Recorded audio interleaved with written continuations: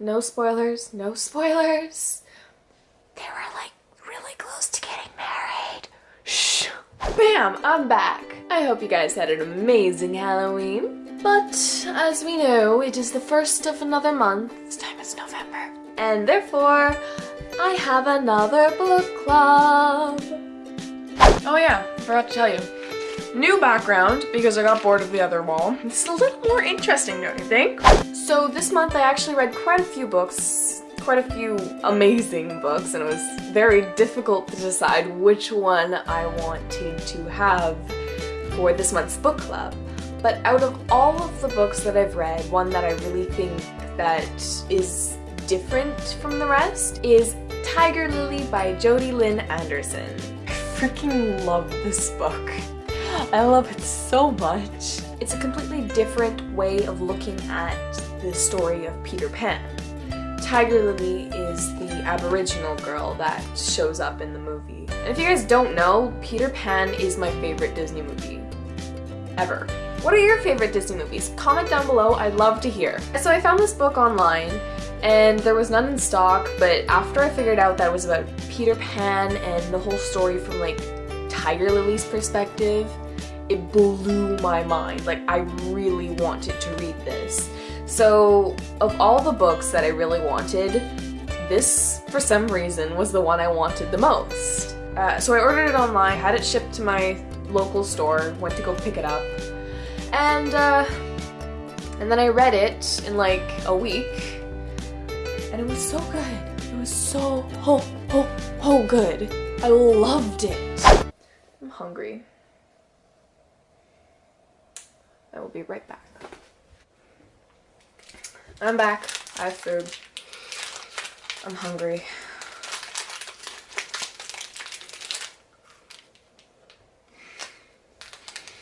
If you guys have never tried this Nature Valley bars, they're friggin' amazing. Basically, it's told from Tinkerbell's point of view.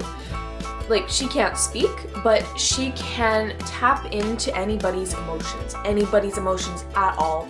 She's basically all-knowing. It was a very interesting way of reading it. It was a little confusing at first, but like after a few chapters, you really get used to it. Tinkerbell doesn't follow Peter Pan around. She follows Tiger Lily. When Wendy comes around, she wasn't actually taken by Peter Pan out of her room with her brothers or anything like that. She came with the ship, and she started exploring, and Peter Pan found her. But the thing is, Tiger Lily and Peter Pan were kind of an item, and then she comes along and ruins everything. And in fact, at the end of the book, Peter Pan ends up going...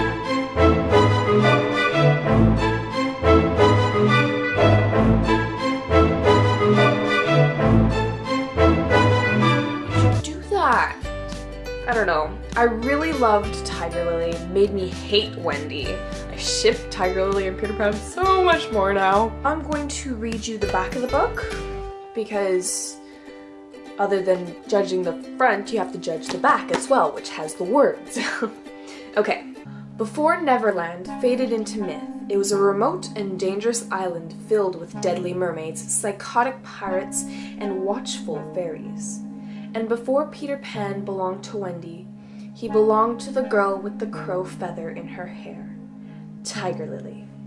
When 15-year-old Tiger Lily meets the alluring teenage Peter deep in the Forbidden Woods, the two form a bond that's impossible to break, but also impossible to hold onto.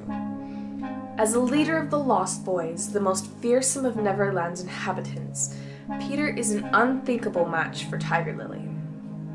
With her betrothal to another man and deadly enemies threatening to tear them apart, the lovers seem doomed. But it's the arrival of Wendy Darling, an English girl who's everything Tiger Lily is not, that leads Tiger Lily to discover that the most dangerous enemies lurk inside even the most loyal and loving heart.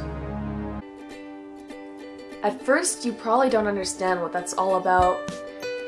It's very distant, yet it's so connected at the same time. Like, now that I've read the book, I totally understand. Okay, might as well read you the first paragraph of the prologue. Okay, so prologue. She stands on the cliffs near the old crumbling stone house. There's nothing left in the house but an upturned table, a ladle, and a clay bowl. She stands for more than an hour, goosebumped and shivering. At these times, she won't confide in me.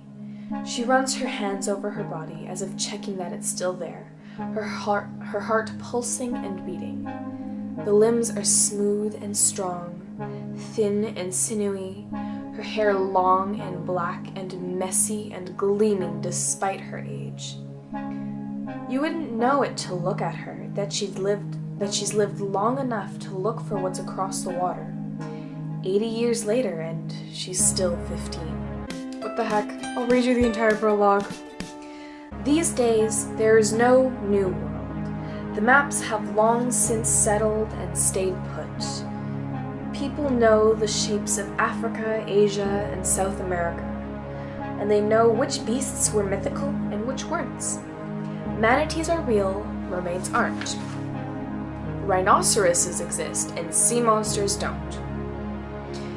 There are no more sea serpents guarding the deadly whirlpools. There are pirates, yes, but there is nothing romantic about them. The rest is all stories, and stories have been put in their place.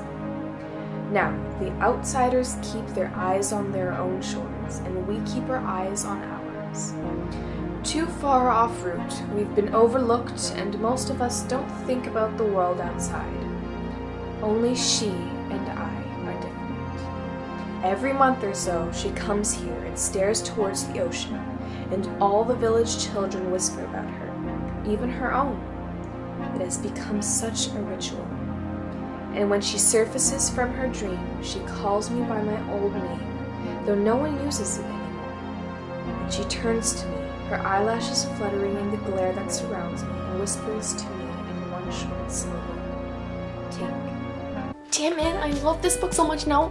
I'm just reading it. I want to read it again because it captivated my heart. It crushed my soul. It's rare that I love a book this much. It was brilliantly written. It was fantastic. I can't. It's a work of art. So now that that's over, time for honorable mentions of this month, aka other books I've read. The first book I actually read this month was Paper Towns by John Green. In general, it was a good book, although it didn't really hook me the way other John Green books have, like Looking for Alaska. It's a really good book. If you like John Green, definitely read it. One night I needed to read a book. I decided to read The Haunting of Sunshine Girl by Paige Mackenzie. And oh dear, what a mistake that was. I mean, it's a great book. It's great if you love paranormal stuff. Hold on, my camera's about to die. The beginning was a lot scarier than the rest of the book. Mainly because I got used to it after that, but not a great thing to start at night when you're usually not good with paranormal stuff. There are two other books. There's Awakening of Sunshine Girl, and I don't remember the third one. I don't even know if it's out yet. I don't have the second book yet, but like I'm planning on getting it because like I'm terrible with just leaving a series like hanging. So. And last but not least, Fever Code by James Dashner. It was really hard to decide between Fever Code and Tiger Lily for this month's book club, but I went with Tiger Lily because it really like got me on some level that was unexplainable, while Fever Code just kind of pissed me off. Don't get me wrong, I loved it. I mean, it's James Dashner, it's the whole Maze Runner series, it's the second prequel, so in order of publication and the order you should read it in the first place is Maze Runner, Scorch Trials, Death Cure, Kill Order, Fever Code. In chronological order, it's Kill Order, Fever Code, Maze Runner, Scorch Trials, and Death Cure. It was a really good book. It was the story of how the maze was built. You got to know Teresa and Thomas and Newt, Mino, Albie on a different level. Like, you got to know their backstories. You got to know so many people's backstories. Okay, it's not a Fever Code book club. It's a Tiger Lily book club. I should not be talking about this so much. Because I pre-ordered Fever Code, this is first edition. With a signature. It's James Tasher. So that was everything for this month's book club. I hope you enjoyed. If you did, please give it a big thumbs up. Subscribe for more. Other than that, I will see you on Thursday with the Sims 4 Let's Play. I'm done for now. Bye, love you. You're driving me